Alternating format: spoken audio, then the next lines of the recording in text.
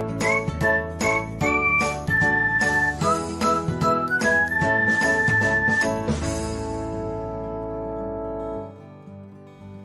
everyone, welcome back to another episode of Technologyglance.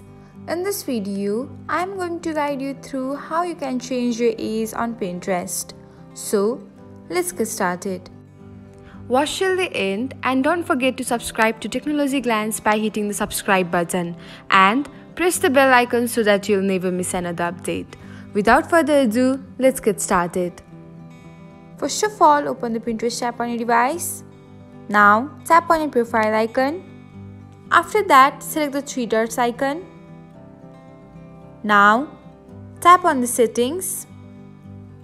Next, select the personal information.